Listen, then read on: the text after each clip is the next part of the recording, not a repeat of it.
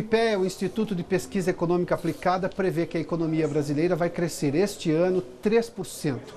E mantida a política de ajuste fiscal do governo, o crescimento se manteria também em 2019. E o avanço do produto interno bruto será puxado pela indústria, que começou a se recuperar no segundo semestre do ano passado.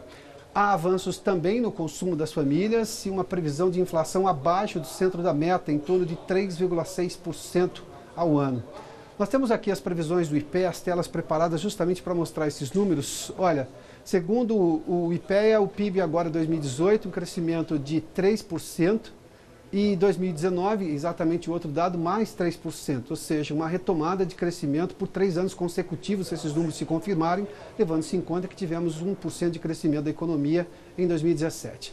O PIB nominal de 3,6%, na verdade é o PIB industrial, perdão, ali tem um equívoco, é o PIB da indústria, que vai crescer mais do que a média brasileira de 3,6% e 3,1% em 2019. Portanto, essa segunda linha, a expressão correta é PIB da indústria, PIB industrial.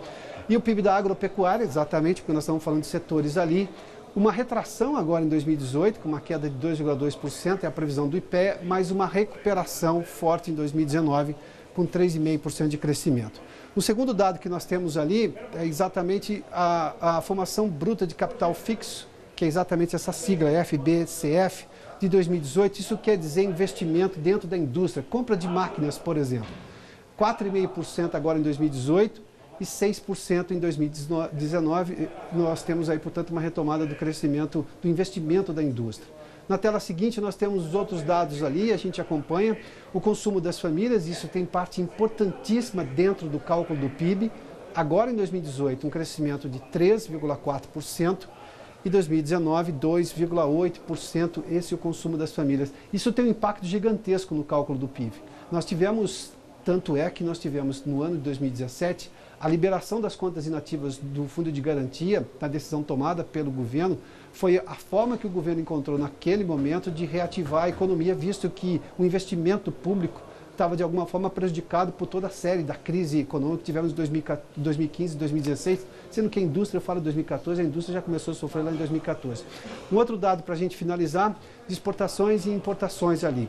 O crescimento de exportações se mantém em 2018, a gente tem visto números bons em 2017, 6,2%, em 2019, 5,8%, as importações também crescem, e isso também tem tudo a ver com recuperação econômica, 7,5% em 2018 e 5,5% em 2019.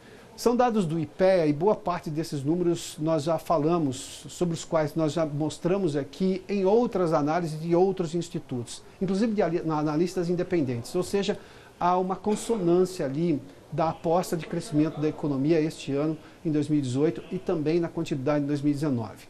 E, sobretudo, com um olhar para controle de contas públicas. Claro que há um outro ingrediente extremamente importante, que seria a reforma da Previdência, foi postergada, dada a intervenção da segurança, na segurança do Estado do Rio de Janeiro, e a Constituição é clara em relação a isso, quando há intervenção, nenhuma emenda constitucional, e a reforma da Previdência é sim uma emenda constitucional, pode ser feita. Diante disso tudo, esses dois detalhes ainda dependem, evidentemente, do fechamento do ano. O controle das contas, isso tem sido feito desde o ano passado.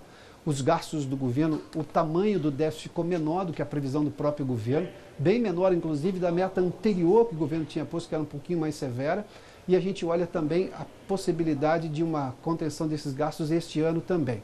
A reforma da Previdência, que seria uma conta de longo prazo, ou seja, de contas públicas saudáveis e sustentáveis no longo prazo, essa pode ainda ser votada no final do ano, mas depende de uma série de outras questões políticas. E o fato político mais importante deste ano ainda é a eleição presidencial, a eleição geral, mas obviamente olha assim, sobretudo para a eleição presidencial do mês de outubro.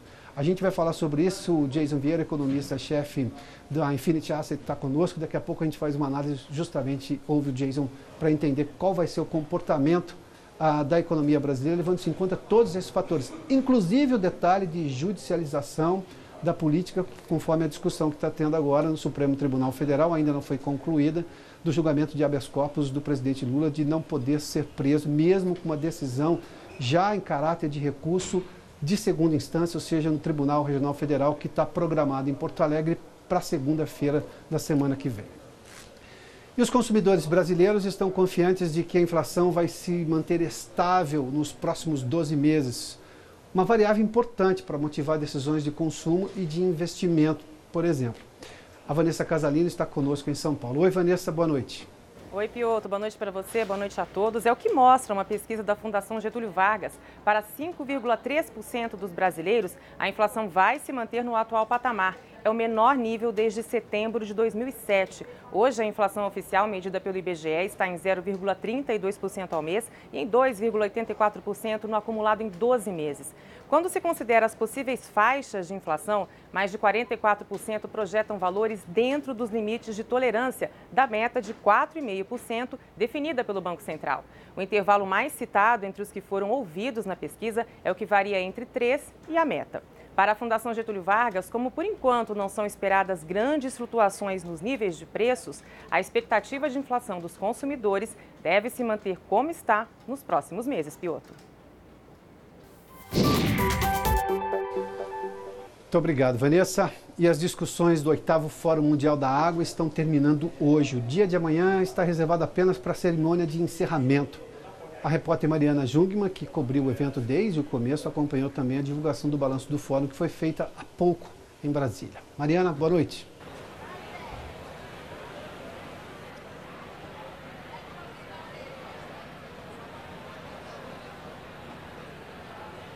Oi, Piotr, boa noite. Pois é, hoje foi feito um balanço aqui do fórum, né? Foi feito um balanço pelo governador do Distrito Federal, pelo presidente do fórum também, o Benedito Braga.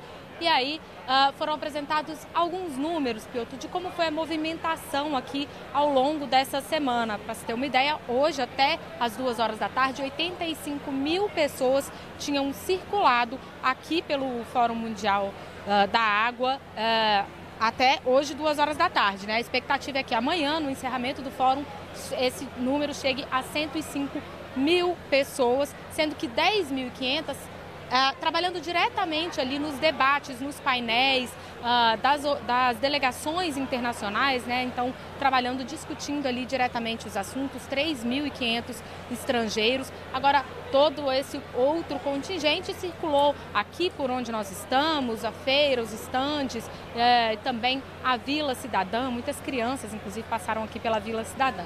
Agora, há pouco, Piotr, foi apresentado aqui um balanço também com alguns números econômicos. E dentro desse balanço, foi inédito esse balanço, feito pelo IBGE e a Agência Nacional de Águas. Se chegou à conclusão de que o Brasil gasta 6 litros de água para cada R$1 produzido no país. E aí, com base nesse número, que é a primeira vez que se atinge esse número, né, que se chega a essa conclusão desse número, agora vão ser traçadas políticas públicas para tentar inverter essa lógica, ou seja, diminuir o número de litros de água necessários para cada real produzido na nossa economia. Piotr. Muito obrigado, Mariana. Nós temos uma tela aqui que nós tínhamos um problema na tela, que é exatamente sobre as previsões do IPEA em relação ao PIB. A gente retoma, está ali, olha, o PIB de 2018, o PIB da economia brasileira, ou seja, do país, o crescimento em 2018 de 3%, em 2019 de 3%. Ali tinha um equívoco, agora sim corrigido. PIB da indústria, o PIB industrial, que vai ser maior, inclusive. Esse crescimento da economia agora em 2018 e 2019 vai ser puxado pela indústria, porque a gente vê ali que, na média, a previsão do PIB da indústria é maior do que a média do PIB brasileiro. Vamos lá, a gente tem ali, olha, 3,6% agora em 2018 e 3,1% em 2019, ou seja, acima dos 3% que é o PIB do país. E o PIB agropecuário, o PIB da agropecuária, uma certa retração agora em 2018 de 2,2%, mas um crescimento de recuperação em 3,5% em 2019, feito, portanto, essa correção aí dos dados divulgados hoje pelo IPEA. A ociosidade da indústria aumentou em fevereiro em relação a janeiro, de acordo com a pesquisa mensal de sondagem industrial divulgada hoje pela CNI, a Confederação Nacional da Indústria. A variação, porém, foi muito pequena, de 65% da capacidade instalada para 64%, ou seja, uma variação de 1 ponto percentual para menos, né? De mais ociosidade, mas de 1 ponto percentual. O Marcelo Castilho está no Rio de Janeiro e traz mais detalhes do levantamento. Boa noite, Marcelo. boa noite, Piotr, boa noite a todos. É isso mesmo, esse 1% em relação de janeiro a fevereiro pode ser considerado, na primeira vista, um resultado ruim, já que eram 65%, passaram para 64%, um ponto percentual. Só que a pesquisa de sondagem, divulgada hoje pela CNI, ela mostra que esse índice passou de 48,4 pontos para 46,5 pontos. Lembrando que números abaixo de 50 são considerados uma queda. Só que se a gente pegar esses números divulgados hoje na pesquisa e compararmos com o mesmo período de fevereiro do ano passado, aí a gente vê que a situação hoje está caminhando para cima, para melhor. Isso porque o índice de fevereiro era de 63% da capacidade industrial sendo operada. Hoje são 64%. Também o indicador que mede a evolução dos estoques em fevereiro deste ano é de 49,7 pontos. Em fevereiro de 17 era 49,4 pontos. E ontem a gente falou aqui, Piotr, que os empresários do setor industrial estavam otimistas. E a pesquisa de hoje diz exatamente isso, que registra uma melhor expectativa de crescimento do número de empregados, investimentos, demanda, exportações e compra de matéria-primas. Piotr?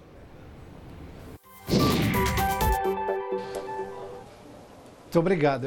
A economia é sempre olhada para frente, expectativa é tudo em economia. É o que baliza, por exemplo, se alguém investe ou não investe. Mas é sempre olhado para trás, num espaço de tempo maior, num comparativo. Às vezes um comparativo de um mês em relação ao outro, claro que isso tem muito a dizer, mas se a gente faz uma análise anual, ou seja, deste mês em relação ao mesmo mês do ano passado, ou de 2 anos atrás, se vê exatamente qual é o comportamento, se de crescimento ou de queda da economia. Neste caso, houve uma ocupação maior das indústrias, ou seja, a capacidade industrial instalada está sendo mais usada hoje do que estava sendo usada há um ano, como apontou aí o Marcelo. Bom, como você viu ontem aqui no cenário econômico, os Estados Unidos deixaram mesmo o Brasil fora da cobrança da sobretaxa sobre o aço e o alumínio, que entra em vigor amanhã. O representante do comércio dos Estados Unidos, Robert Zillner, confirmou hoje em Washington a informação dada ontem pelo presidente Michel Temer. Além do Brasil, estão isentos dessa sobretaxa, pelo menos neste primeiro momento, até que as negociações avancem com cada país: Argentina, Austrália, Coreia do Sul, México, Canadá, Europa e, claro, o Brasil.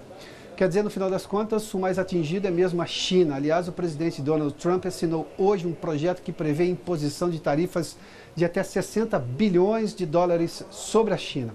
O projeto também impõe restrições à transferência de tecnologia para o país asiático. O objetivo é restringir o que os Estados Unidos consideram práticas injustas de comércio e investimento. A China já avisou que vai responder à altura. Bom, e daqui a pouco os números do mercado financeiro, num dia de olho no noticiário econômico e também no julgamento do Supremo Tribunal Federal. Nós voltamos em instantes.